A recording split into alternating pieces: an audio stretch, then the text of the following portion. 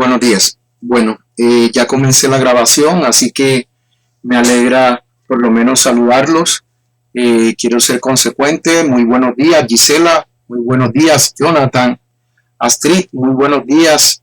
Ricardo, qué bueno que por lo menos estés aquí con nosotros. Muy buenos días, Gisela.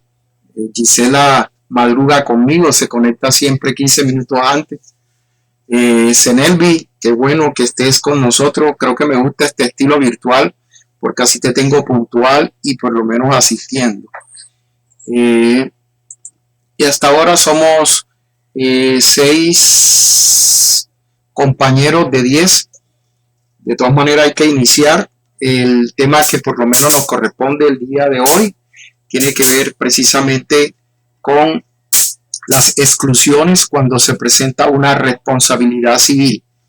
Es importante, y ya lo he venido diciendo, qué es lo que realmente se entiende por acto odontológico o qué es lo que se entiende por acto médico.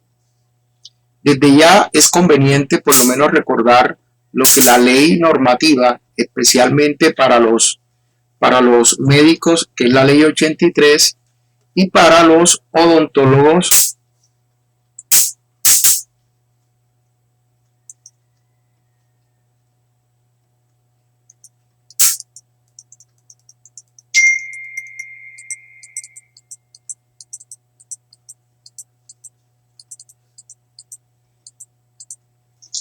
la ley 135 de 1989.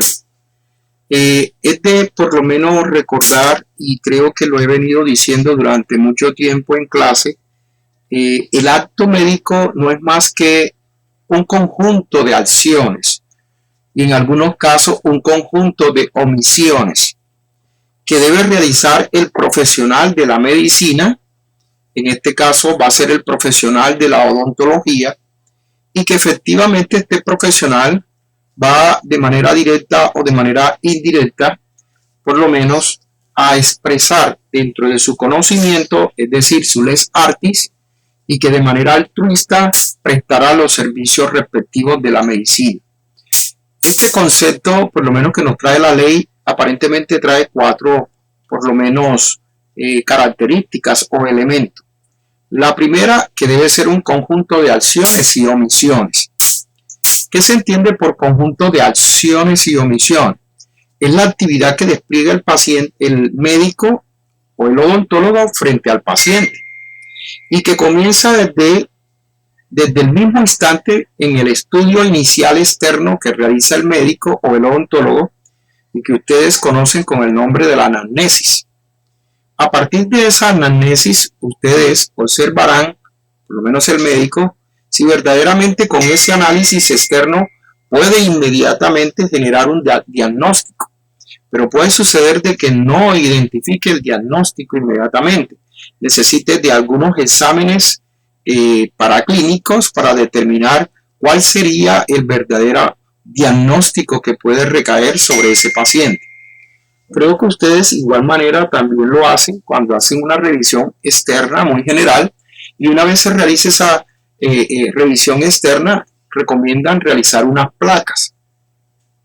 Luego de verificar la placa, ya van a mirar qué es lo que realmente podría hacerse, y para ello comienza a estructurarse lo que se denomina historia clínica para el paciente. Ante todo esto, no se puede perder de vista que desde el mismo instante de la estructura de la historia clínica, aquí aparece lo que nosotros conocemos como el consentimiento informado, que va a ser la clase de la próxima semana.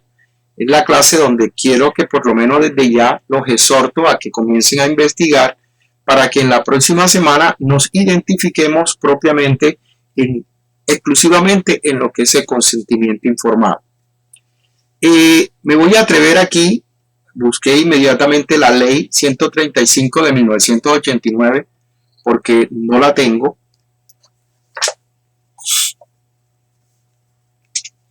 Y la ley 135 de 1989 en su artículo 1 dice: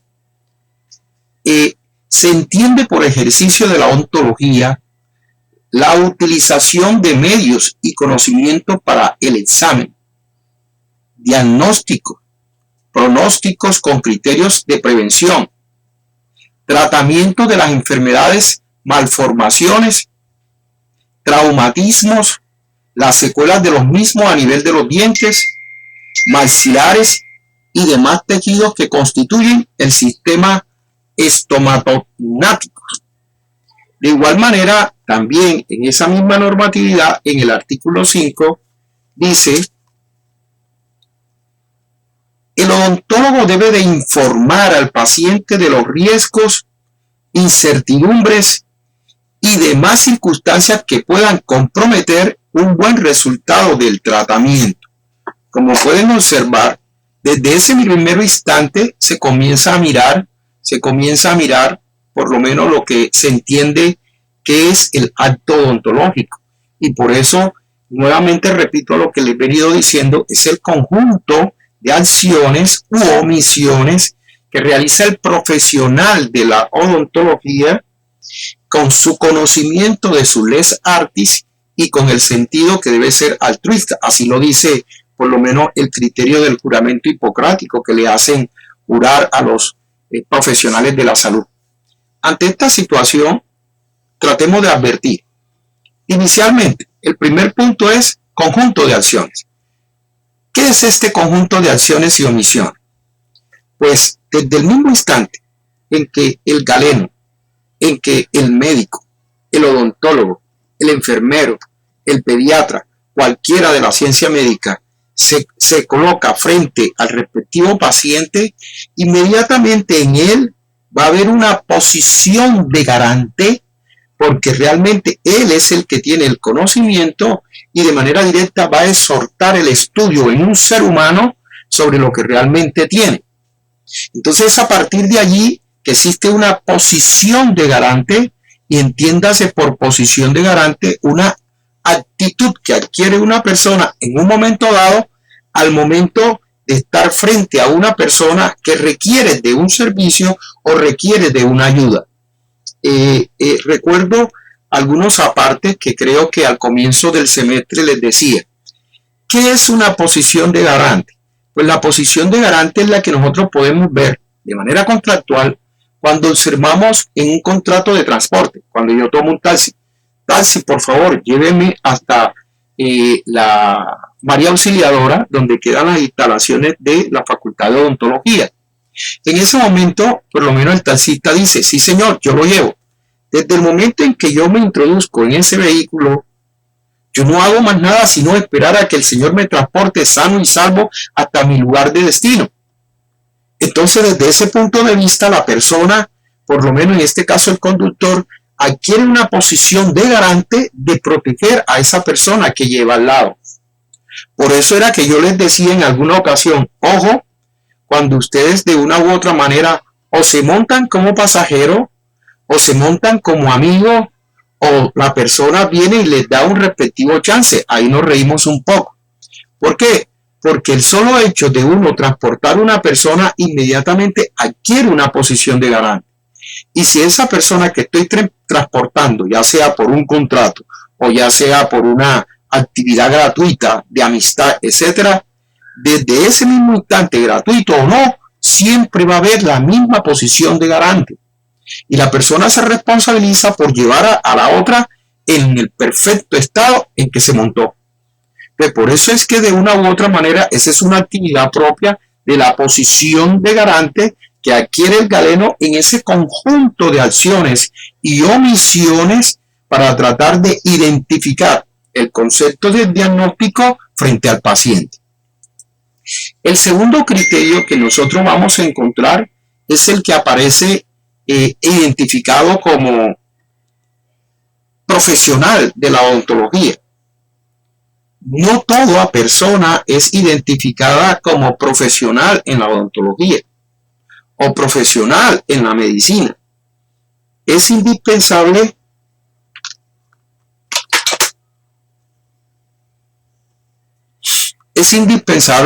que nosotros tratemos de identificar quién es ese odontólogo, quién es esa persona que representa las calidades de odontólogo.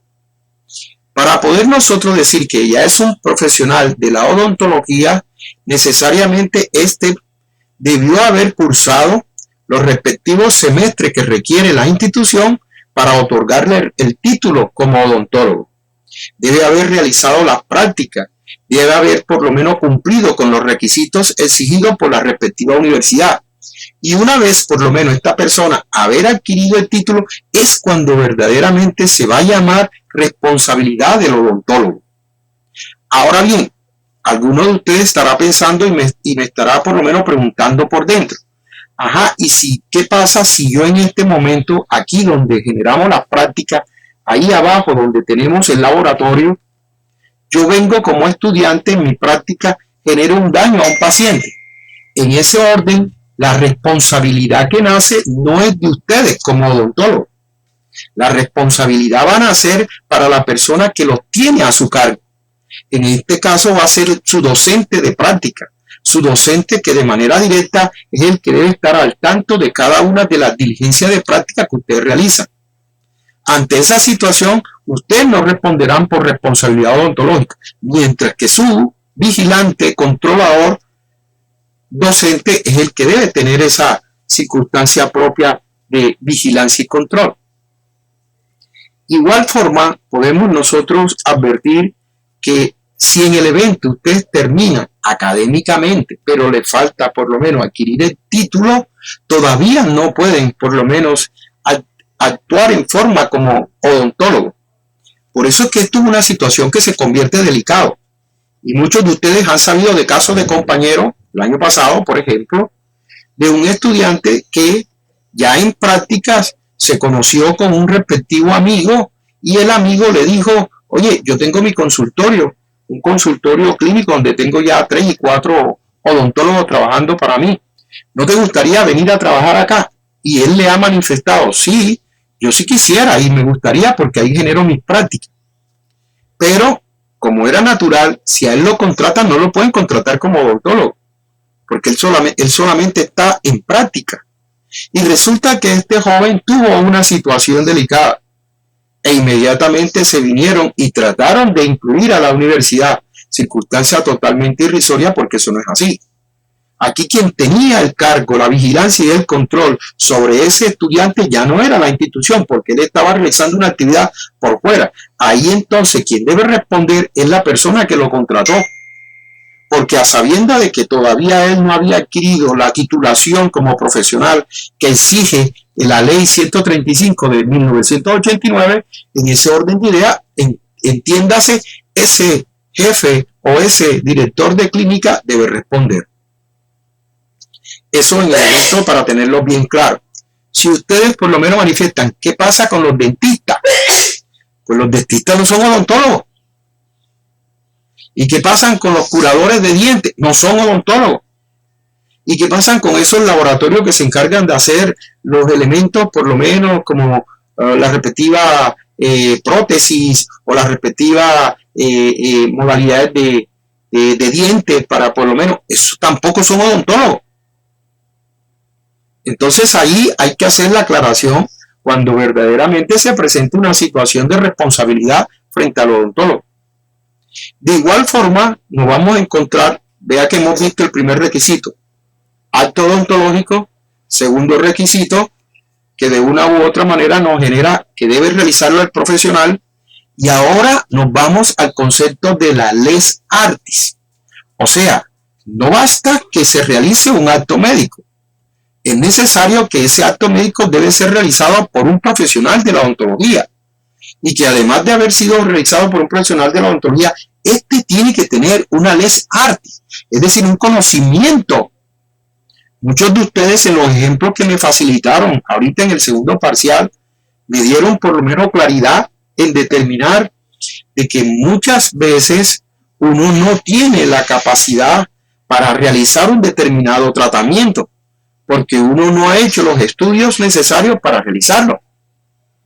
Entonces, por esa circunstancia, si yo asumo una categoría que no tengo, por ejemplo, voy a hacer un diseño de sonrisa cuando yo no lo he estudiado, porque no sé por lo menos muchas cosas que se necesitan y se requieren para ello, o por lo menos voy a realizar una cirugía y tampoco he tenido por lo menos el provisionamiento necesario especial para yo por lo menos realizarlo. Si yo asumo ese criterio, ahí voy a estar frente a una figura de impericia, y esa figura de impericia me obliga inmediatamente a responder por las condiciones propias que se exigen de la les artis del conocimiento desde el punto de vista odontológico. Además de esta circunstancia, viene el sentido altruista. Para los médicos se entiende, o para todos los personajes de la salud, se entiende que realmente su actividad no es con ánimo de lucro. Esto no significa que por ello no se le tengan que reconocer honorarios, o la actividad que ellos están realizando en una determinada IPS o una determinada EPS. No, esto significa de que su sentido de ayuda, su sentido de por lo menos presentarse ante los necesitados, ya sea para realizar curaciones o para solventar de manera directa esas personas, las dolencias que presentan frente a un tratamiento ya bastante delicado y que ya no existe perspectiva de mayor vida. Entonces ahí está claro que es indispensable para hablar del acto odontológico encontrarnos con esos 4 elementos. Miren, hay un criterio que aparece frente a estas actuaciones entre la relación médico-paciente o la relación odontólogo-paciente, donde el odontólogo tiene que cumplir con unos deberes. Ustedes vieron ética odontológica. Me imagino que estudiaron todo lo referente a la normatividad del 135, así como las consecuencias que se pueden generar en el evento de poder estar incurso en cualquiera de las causales que se establecen, por lo menos en esta modalidad de ley. ¿Por qué? Porque es que en el momento que ustedes actúan como odontólogos, ustedes tienen que cumplir con unas obligaciones. Y dentro de esas obligaciones ustedes se van a encontrar con una que aparece en el artículo 19,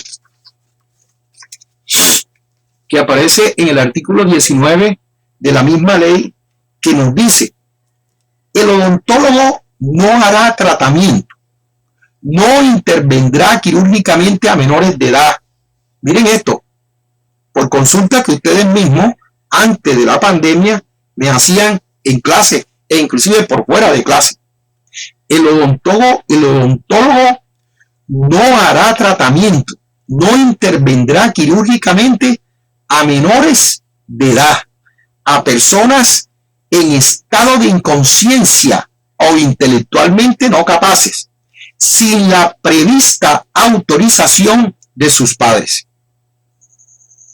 También nosotros podíamos anexar el concepto de tutores o allegados que de una manera representen a esos menores o a esas personas. Ellos sí podríamos estar frente a unas situaciones de urgencia que exija el concepto de forma inmediata de la cirugía. En semestre pasado, unos estudiantes se me acercaron a decirme: doctor, es que nosotros en las prácticas, como nosotros somos los que tenemos que traer un estudiante. Le dije: sí, tienen que traer una persona para realizar práctica. Sí, pero es que a veces llega el menor que uno trae, pero el menor a veces viene solo, no lo puedes atender. Pero es que necesito hacer la práctica. Ojo, con las situaciones que se te pueden acarrear desde el punto de vista disciplinario y desde el punto de vista de la acción de la responsabilidad civil. Porque es que el menor necesariamente siempre tiene que estar con un acudiente. Y el acudiente no es un hermanito también menor de edad. Tiene que ser una persona que represente al menor. Una persona mayor de edad.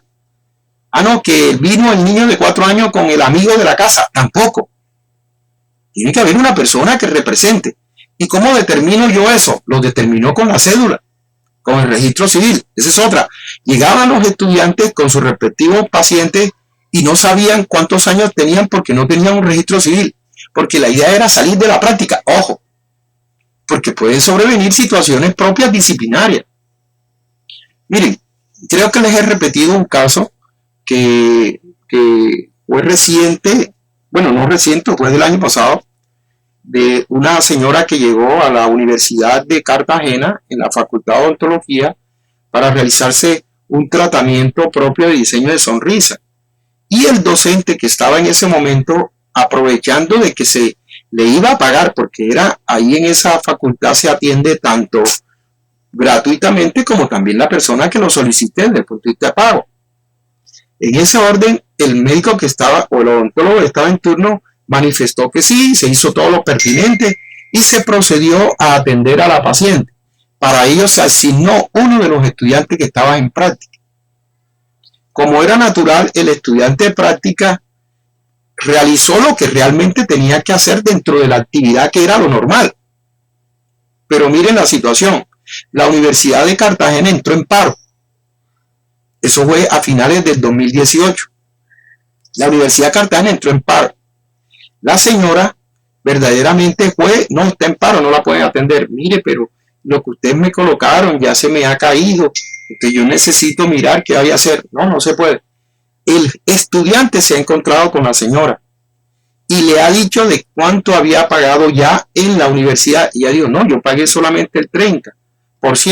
Ah, bueno, o sea que usted puede pagar el restante en otra institución para que podamos darle por terminado su tratamiento. La señora dijo que sí, entendiendo que verdaderamente se trataba del mismo estudiante y se lo ha llevado para un consultorio médico particular. Y en ese consultorio procedió a hacer el tratamiento. Claro, por su falta de experiencia, porque el odontólogo titular no estaba verificando todo lo que venía realizando, lo que hizo fue casi sacarle todos los dientes naturales que tenía la persona. Y para colmo le generó una prótesis que realmente no era para diseño de sonrisa. O sea, tras de que le quitó los dientes buenos, entonces la persona, cuando ya la universidad está en perfecto estado de normalidad, se acerca a la universidad y la universidad dice, pero señora, nosotros no sabemos, ¿cómo así? No, el estudiante de aquí. Y desde ese momento se le debió iniciar una acción disciplinaria al estudiante. Disciplinaria, pero internamente por parte de la facultad. Y de parte, por lo menos, de lo que tiene que ver con la señora, por lo menos una acción resarcitoria que de una u otra manera debe nacer de la universidad, así como de aquella institución donde evidentemente dejaron hacer práctica a ese estudiante que todavía no tenía la titulación de profesional médico. Entonces, como pueden ustedes observar, miren las circunstancias que la misma ley que los orienta a ustedes les está manifestando desde la misma práctica, por lo menos correspondiente. La responsabilidad del odontólogo por reacciones adversas, inmediatas o tardías, producidas por efectos del tratamiento, no irá más allá de los riesgos previstos. Entonces, miren lo que ustedes por lo menos responden. Ustedes responden hasta los riesgos que de una u otra manera son los naturales. Recuerden lo que yo les decía, usted puede fracturar un maxilar inferior. Sí, dependiendo de que el tratamiento que usted está realizando hace indispensable por lo menos sacar esa pieza dental, y al hacerlo, como se ingiere fuerza, se puede generar una fractura. Está dentro de las circunstancias por lo menos adversas, pero no adversas para generar responsabilidad. Y esta circunstancia se le tiene que manifestar al paciente. Mire, señor, se le va a hacer esto, se le van a sacar las piezas dentales, puede ocurrir esto, para que él decida si verdaderamente quiere realizarse el tratamiento en las condiciones que por lo menos se está planteando. Son muchas las circunstancias que por lo menos se prevén cuando uno se encuentra en situaciones de esta. Y desde el punto de vista de ético, creo que recordarán, puede haber amonestaciones privadas. ¿Qué es una amonestación privada? Una amonestación privada es cuando el Tribunal de Ética Odontológica o de Ética Médica, al observar una situación que ha cometido el profesional de la odontología, genera una mala práctica y por tal puede generarle una amonestación. Las amonestaciones pueden ser públicas o pueden ser privadas. Una amonestación privada es una carta directamente al odontólogo donde se le advierte la circunstancia. Esa es una amonestación privada. Puede ser una amonestación pública cuando se coloca, por lo menos en la sala del Tribunal de Ética Médica, y se publica en los diarios correspondientes de estas instituciones sobre la circunstancia de falta que ha cometido el odontólogo. Puede haber una censura. La censura es cuando se le manifiesta al odontólogo que hay un requerimiento de una falta y se le amonesta o se le sanciona con una censura. La censura, igual como las amonestaciones, pueden ser privadas, también pueden ser públicas. Pueden ser verbales, pueden ser públicas. O sea, verbales directamente a la persona del médico. Puede generar la suspensión en el ejercicio de la odontología. Y esta suspensión puede ser de 6 meses. ¿Se imaginan ustedes suspendidos por 6 meses? Y siendo que ustedes lo único que hacen dentro de su habitualidad profesional es ser odontólogo. ¿Qué va a hacer usted mientras tanto en esos 6 meses que no puede generar porque está suspendido? Entonces, por eso es que es importante observar hasta dónde llega mi grado de responsabilidad. Puede haber la suspensión del ejercicio hasta por 5 años. Ya esto es cuando existe una modalidad de características delictual por culpa. Y ya nosotros dijimos que los generadores de la culpa puede ser la negligencia, la imprudencia, la impericia y las violaciones de protocolo. Son situaciones que por lo menos se plantean de forma genérica. Entonces observarán ustedes que el acto odontológico requiere unos criterios propios para determinar un concepto de lo que va a ser el diagnóstico y lo que va a ser el tratamiento. El acto médico siempre está conformado de manera bipartita por 2 conceptos. Esto es lo que ha reconocido por lo menos la literatura general. Han tratado de decir que existen solamente 2 actos. Un primer acto, que es el que se revierte en todas las actuaciones que realiza el médico, el odontólogo, para determinar el diagnóstico, por lo menos emisivo. Y el otro va a ser el tratamiento, que viene siendo el conjunto de terapias o circunstancias que se promueven frente a la rehabilitación oral de ese paciente. Así las cosas, por lo menos nosotros nos queda claro que verdaderamente al atender lo que es el acto odontológico es indispensable tener a la mano ciertos elementos que son necesarios. Historia clínica. Porfa, no se les olvide, por mucha flojera que tengamos, por alguna circunstancia que tengamos, dejadez, etcétera, constituyamos todos los elementos propios en la historia clínica. Porque esa historia clínica nos va a servir para tratar en un momento dado si logramos estructurar un consentimiento informado. El consentimiento informado que ustedes hagan tiene que ser completo. Traten de ser categórico en todo lo que ustedes le advierten a ese paciente. No es que van a colocar de forma genérica. Se le advirtió sobre los riesgos que genera este tratamiento al paciente, señor fulano de tal. Ahí no le está diciendo nada. Ahí no está haciendo nada. Ahí no se está advirtiendo por lo menos circunstancias de los riesgos. Los riesgos usted tiene que individualizarlo, tiene que identificarlo, tiene que materializarlo para que él tenga toda la posibilidad de determinar si verdaderamente quiere lograr el tratamiento o realmente no lo quiere. Recuerden que es la escogencia, el derecho de su buena fe de determinar qué es la realización que se predetermina en estos acuerdos entre el paciente y el médico. En la próxima clase yo me voy a adentrar en un tema que tiene que ver con el contrato médico, porque desde el punto de vista nacional e internacional se ha determinado que el contrato existente entre el paciente y el médico es un contrato eminentemente contractual. O sea, discúlpenme la redundancia, es una relación eminentemente contractual. A diferencia y excepcionalmente será extracontractual. O sea, que si llega a haber una dificultad frente al tratamiento que haya generado daño, lo más natural es que se va a resolver a través de una situación de responsabilidad contractual.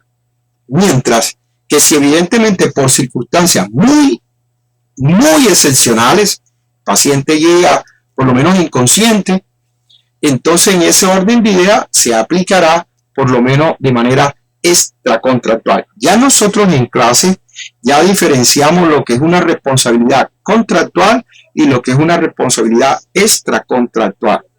Recordando, la responsabilidad contractual es cuando se hace referencia a que el contrato que verdaderamente se había suscrito se incumplió.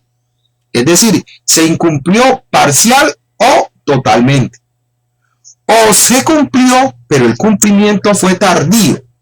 Y en los dos eventos que se han planteado ha generado daños. Entonces, a partir de allí, si llega a haber una dificultad que ha generado daño, estas circunstancias se van a resolver a través de el proceso de responsabilidad contractual. En ese orden, quiero que por lo menos quede clara la situación pertinente en materia de responsabilidad contractual y extracontractual. En la clase pasada, nosotros tuvimos la oportunidad de ver, 1. ¿Cuáles son los elementos de la responsabilidad contractual y extracontractual? Y ya nosotros vimos lo que es la responsabilidad que sobreviene por el hecho generador. Ya nosotros estudiamos lo que es la culpa y lo que son los riesgos. Lo que nosotros identificamos en clase, eso se llama responsabilidad subjetiva y responsabilidad objetiva.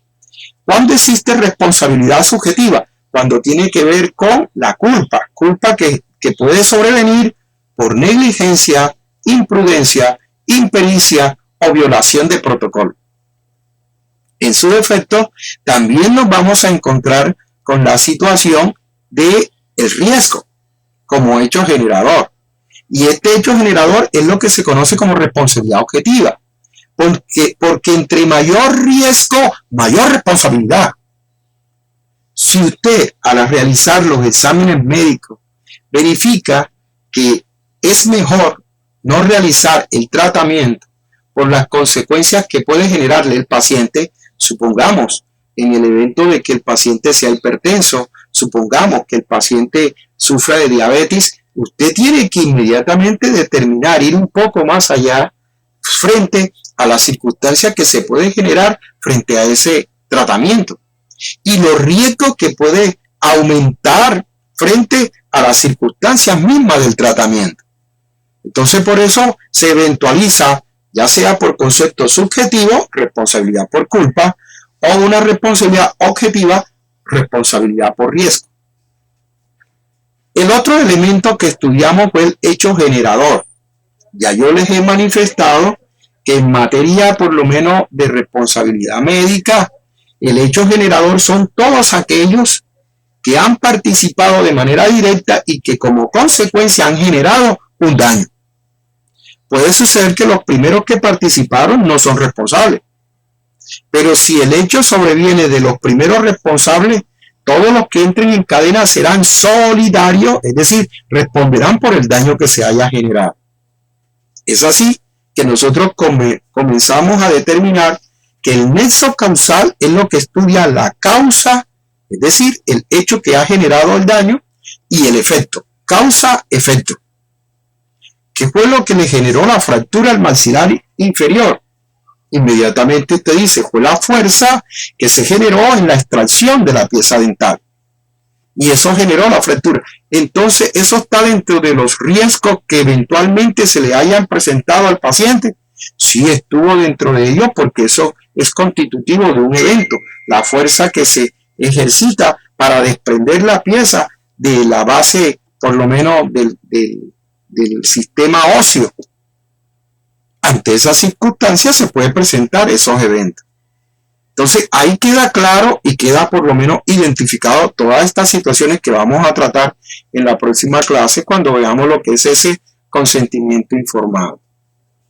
Entonces pasa el nexo causal, que es lo que se orienta de una a otra persona. Repito, nexo causal que determina por lo menos la causa y el efecto.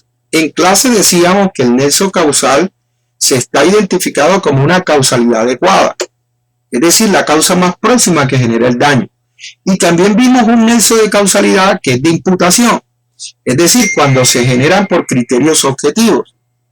Y también tuvimos la oportunidad de señalar que esos criterios objetivos se pueden representar, está haciendo calor, se pueden representar por circunstancias objetivas que se presentan en un momento dado frente al paciente.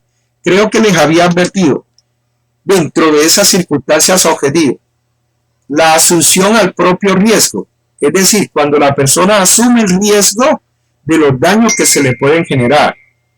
Si recuerdan el ejemplo de aquella persona que fue a sacarse las piezas, las cordales, por no decir en concreto, y usted al terminar la extracción de las mismas, se le recomienda reposo, se le recomienda hielo, se le recomienda helado, se le recomienda por lo menos una serie de recomendaciones médicas propias para que pueda sanar lo más rápido posible las circunstancias propias de esa extracción. Pero ¿qué ocurre si ese paciente, al contrario, no hace nada de lo que se le dijo? Y lo que hace es que se va inmediatamente a disfrutar en la noche cartagenera, por lo menos aprovechándose de las discotecas. Eso en los eventos normales, no en estos eventos de pandemia. Entonces, ante esa situación, la persona va a brincar, va a bailar salsa, bueno, a quien no le gusta la salsa, merengue, etcétera, etcétera. Entonces, en ese ajetreo, o por lo menos reggaetón, o por lo menos champeta, esos movimientos bastante protuberantes hacen que se le venga un derrame o se le venga un sangrado. Por mucho que se lleva al centro hospitalario, se llega grave y se le pueden generar algunos daños. ¿Le podemos atribuir esa responsabilidad al odontólogo? Tengan la seguridad que no. ¿Por qué? Porque esta persona, a sabiendas de las circunstancias prohibitivas que le había recomendado el paciente, el médico o el odontólogo, este señor asumió su propio riesgo. Entonces aquí se ve lo que se denomina criterio objetivo de imputación objetiva. Ya de eso hemos hablado. Y finalmente vimos, antes del parcial, lo que se identificó como lo que es el daño, que de manera directa, daño y perjuicio, algunos lo asimilan como igual, pero son dos conceptos totalmente diferentes. Se habla de daño porque es el aspecto objetivo que se encuentra frente a la lesión que tiene la persona. Pero el perjuicio es lo que representa económicamente por estar en ese grado de incapacidad. Una cosa es cuando yo vengo con un bate de béisbol y le doy un batazo a un carro y le parto el panorámico, etcétera, y resulta que ese carro tenía un contrato con Ecopetrol y ese contrato con Ecopetrol lo deja de percibir durante el tiempo que se demora cambiando el panorámico y los daños que realicé, 15 días. Entonces la persona va a decir, no es que el daño no solamente que usted me arregle el panorámico, el daño no va a ser solamente que usted me coloque unas lámparas nuevas, sino lo que he dejado de percibir, lucro cesante, por el tiempo en que el carro ha estado retenido. A mí me tocó contratar otro carro que me está cobrando por lo menos los 15 días en 4 millones de pesos para hacer el recorrido. Circunstancia que yo no debí de hacerlo porque realmente esto me lo está ocasionando usted como consecuencia del daño que me ha generado. Entonces ustedes pueden ver esos tres elementos, los tres elementos que identifican la responsabilidad contractual y extracontractual. Hecho generador, culpa y riesgo, nexo causal, causalidad e imputación, y el daño y el perjuicio. Si uno no logra demostrar ese daño, no hay responsabilidad. Si uno no logra demostrar el nexo causal, no hay responsabilidad. Si uno no logra demostrar el hecho generador, no hay responsabilidad. Entonces se van a encontrar ustedes con esta situación. Supongamos hechos que realmente son propios de responsabilidad civil y me lo adjudican a mí. ¿Cómo me defiendo yo cuando he podido demostrar de que yo actué conforme a mi deber y mi criterio debido? Entonces aquí es donde nos toca, por lo menos a partir de la clase de hoy, de hablar de las causales excluyentes de responsabilidad. Es decir, Muy a pesar de que usted ha generado un daño, usted no va a ser responsable. ¿Por qué no va a ser responsable en la indemnización? Porque existen lo que se denomina las causales excluyentes de responsabilidad. Y dentro de esas causales excluyentes de responsabilidad, nosotros nos vamos a encontrar con el caso fortuito y la fuerza mayor, que es el primer criterio que existe como elemento para yo no responder como consecuencia de esa circunstancia. La culpa exclusiva de la víctima. Acabamos de dar el ejemplo de la persona que les trajeron las cuerdas, las llamadas cordales. También yo puedo excluir por culpa de un tercero. Y la culpa no es mía, la culpa es de otra persona. Estos tres criterios de exclusión son los que en algún momento dado su abogado, en el momento de que estén involucrados en una circunstancia y Dios permita que no sea y nunca les ocurra, pero en el evento que ustedes se encuentren frente a una situación por lo menos generadora de un daño que se le está exigiendo su reparación, usted inmediatamente tendrá por lo menos varias circunstancias que determinar. La primera de ellas, agárrese siempre de un contrato de seguro para que no le vaya a perjudicar en el evento de ser responsable los daños que le toque indemnizar. Lo otro, esté con un buen abogado que le permita defenderlo dentro de las condiciones que usted no ha realizado.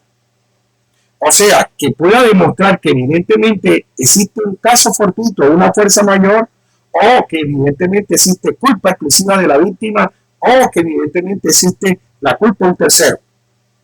Mire, en el caso de las personas de las cordales, si evidentemente yo como médico o odontólogo no logro demostrar de que evidentemente ese paciente no cumplió con las obligaciones exigidas, el responsable soy yo.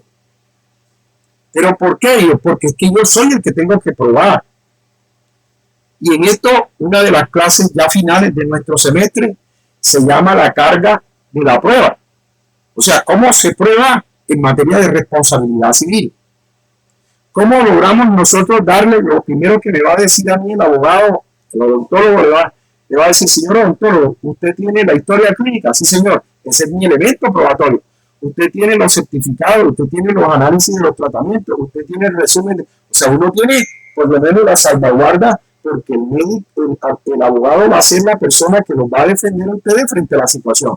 Y el abogado estructurará o un caso fortuito o una fuerza mayor, culpa exclusiva de la víctima o culpa de un tercero.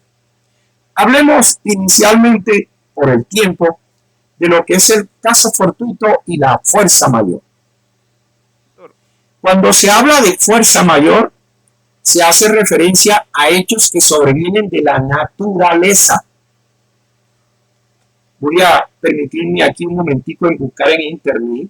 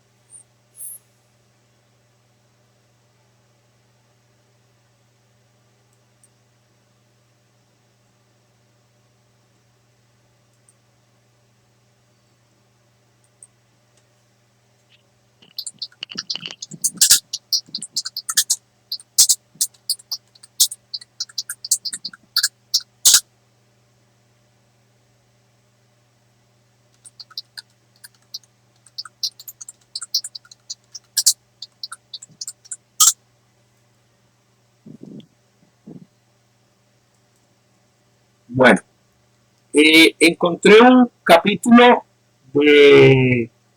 Voy a copiar y se los voy a mostrar.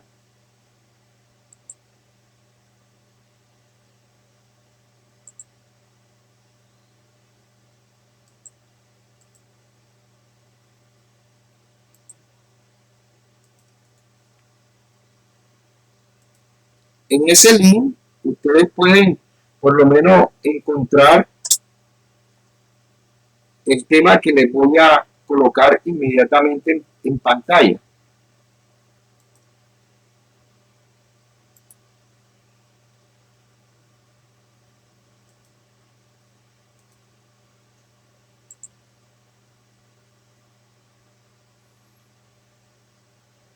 Bueno, en este evento, por lo menos nosotros encontramos el ejemplo de un incendio. Claro está que cuando nosotros hablamos de fuerza mayor, estamos hablando de que el hecho sobreviene de la naturaleza. El hecho sobreviene de un aguacero, de una tempestad, de una inundación, de un maremoto, de alguna circunstancia que es propia de la naturaleza, una erupción volcánica, terremoto. Saben que en estos momentos el departamento de Bolívar fue sujeto la semana pasada de un movimiento telúrico que fue bastante grave en Monpós y en los municipios de Achí Bolívar. Estos pueden, imagínense ustedes, en el evento de que esté generando una curación de una pieza dental y comienza a temblar la tierra y usted en el momento con las fresas viene y le genera un corte bastante grande que inclusive le traspasa la piel. Entonces en ese orden usted dice, disculpe, la persona dice, usted me responde. Sí, yo he causado un daño y el daño yo debo repararlo, pero es que este daño que yo estoy causando no sobreviene como consecuencia de mi querer negligente, de mi culpa. Esta circunstancia sobreviene es sobre una circunstancia propia de la fuerza de la naturaleza. Yo no quise hacerlo, yo no lo pedí hacerlo. Entonces, desde ese punto de vista, el hecho sobreviene de la naturaleza. Yo no respondo. Entonces, ¿qué me toca probar? O a su abogado, ¿qué le tocará probar? Demostrar que ese día hubo un terremoto, que está estabilizado el movimiento respectivo para la hora en que se estaba haciendo el tratamiento, lo que generó la circunstancia por parte del odontólogo o del galeno en la cirugía, etcétera, etcétera. Y por esa sencilla razón no responde. Fuerza mayor. Y el otro caso es lo que uno hace referencia de caso fortuito. Aquí en el caso fortuito son hechos del hombre que generan daño, pero le generan daño a uno indirecto. ¿Por qué? Porque uno ocasiona el daño, pero el daño lo ocasiona por culpa, por lo menos, de un caso fortuito que no sobreviene de mí. Yo tengo un ejemplo que verdaderamente lo trae los hermanos Masó, uno de los libros que yo tengo, haciendo referencia a, yo tengo mi carro y yo voy a el concesionario a hacerle el mantenimiento general, le cambian aceite, le cambian líquido de freno, el aceite de la caja, le cambian los elementos del motor, hidráulico, o sea, le cambian todo. O sea, el carro debe salir en perfecto estado. Y evidentemente yo salgo en el carro. 4 días después voy en el carro por toda la avenida Santander, trato de influir, los frenos no me responden y me estrello contra una camioneta, etcétera, etcétera. Lo más natural es que el dueño de la camioneta me va a decir, usted me paga. Y efectivamente yo causé ese daño, debo pagar. Pero resulta que ese daño no fue por culpa suya, fue por la falta de mantenimiento que no le generaron en la empresa donde usted lleva su vehículo para hacerle mantenimiento. Esto ocurre mucho en los concesionarios. Como uno no entra a ver qué le hacen al carro, a veces les cambian las piezas, a veces verdaderamente se encuentra con situaciones de que le dicen que le cambiaron el aceite y no se lo han cambiado. Dicen que le cambiaron una pieza por una pieza nueva y no le colocaron una nueva, sino una de segunda. O sea, uno no alcanza a saber realmente qué le hace. Y como uno no es mecánico, uno no es perito, si mañana más tarde yo logro tener un accidente como consecuencia de esa pieza que colocó el mecánico o colocó el taller, ellos son los que deben de responder y yo no. Entonces, en ese orden, yo puedo decir que el daño que estoy ocasionando sobreviene de un caso fortuito. Dice el artículo que tienen ustedes aquí que el caso fortuito es un suceso frente al cual nada puede hacerse, atendido el nivel de diligencia que le sea exigible al deudor. A ver, ustedes que me trajeron muchos ejemplos en la clase pasada. Usted compra la fresa de determinada calidad y usted que cree que las calidades de las mismas son las ofrecidas. ¿Qué ocurriría si en un momento dado, cuando usted está utilizando la fresa, esta se parte? Y usted inmediatamente ve que no es la calidad de lo que ustedes le vendieron. Ese daño que usted ha ocasionado, de una u otra manera, sobreviene de una situación de caso fortuito. Dice aquí en el ejemplo, como caso fortuito podemos señalar algunos fenómenos meteorológicos, riadas, terremotos, temporales, incendios, conflictos bélicos, etc. Es imprescindible tener presente las circunstancias concretas de cada supuesto para determinar su imprevisibilidad y su inevitabilidad. O sea, se siguen dos requisitos. ¿Dos requisitos cuáles? Requisitos de la imprevisibilidad, yo por lo menos digo es imprevisible, o la inevitabilidad, que de una u otra manera es lo evitable. Estos hechos son los que sobrevienen, repito, de circunstancias propias. Lo que no entiendo en el ejemplo que me toca el doctrinante que estoy leyendo es por qué coloca dentro de él el terremoto. Tratemos de mirar más tarde el por qué hacen ello. Porque un conflicto bélico sobreviene del hombre. Y siempre se ha identificado el caso fortuito cuando sobreviene de la actividad del hombre. Un incendio sobreviene de la actividad del hombre. Una situación por lo menos meteorológica que no se haya determinado, culpa del hombre. Y miren cómo definen, por lo menos más adelante, cuando se habla del Código Civil.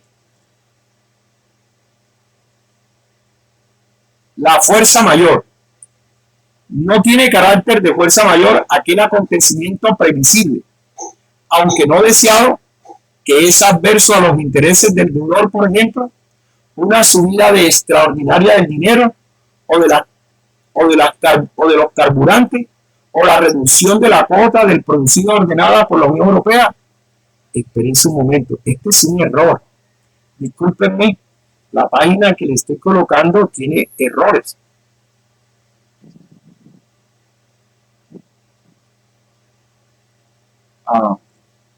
Voy a comentarles algo.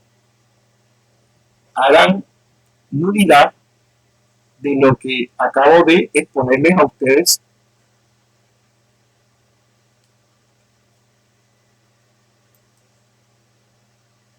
Esa página que les estaba mostrando tiene errores, así que por favor no la tengan en cuenta porque desde el punto de vista, y vamos a mirarlo enseguida porque me causó una situación de sorpresa.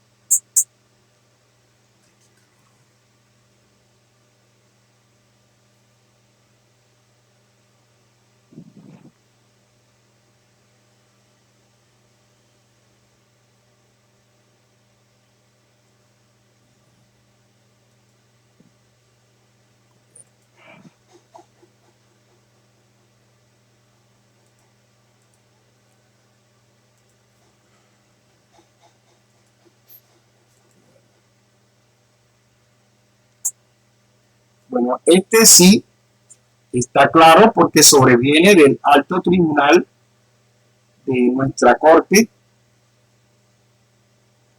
y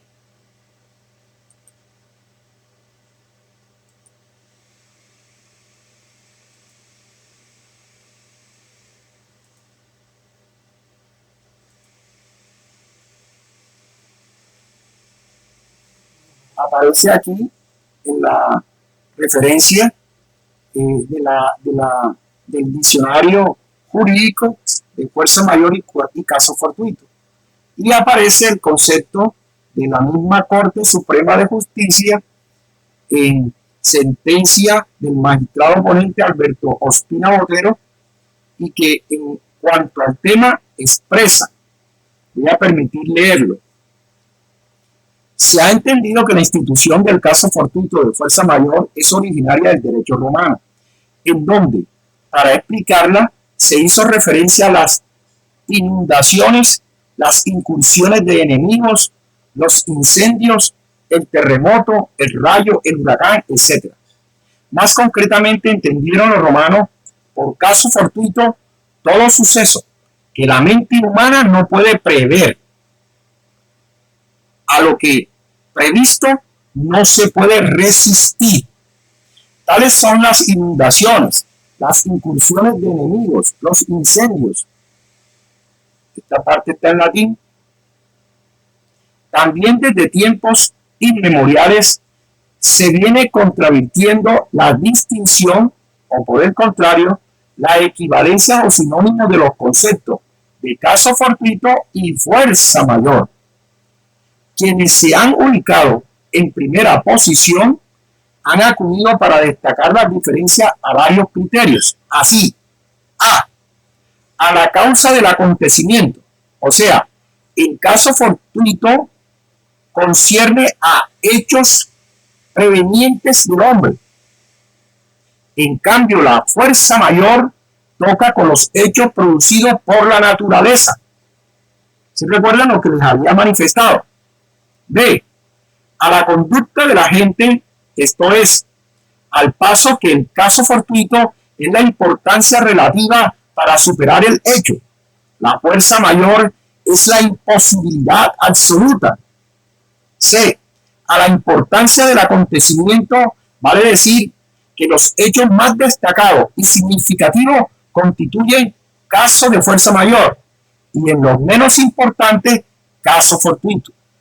D, al elemento que la integra, por cuanto el caso fortuito se estructura por ser imprescindible o imprevisible el acontecimiento y, en cambio, la fuerza mayor por la irresistibilidad del hecho. Y E, a la exterioridad del acontecimiento, o sea, el caso fortuito es el suceso interno que por ende ocurre dentro de la órbita de la actividad del deudor o del agente del daño, o del agente del daño. La fuerza mayor consiste en el acontecimiento externo y puramente objetivo. Hasta ahí podríamos nosotros rescatar la diferencia entre la una y la otra. Ya se terminó la clase. En la próxima vamos a traer ejemplos más concretos a la actividad odontológica y ya saben, la próxima clase terminamos lo referente a estas causales de exclusión y léanse lo referente al consentimiento informado.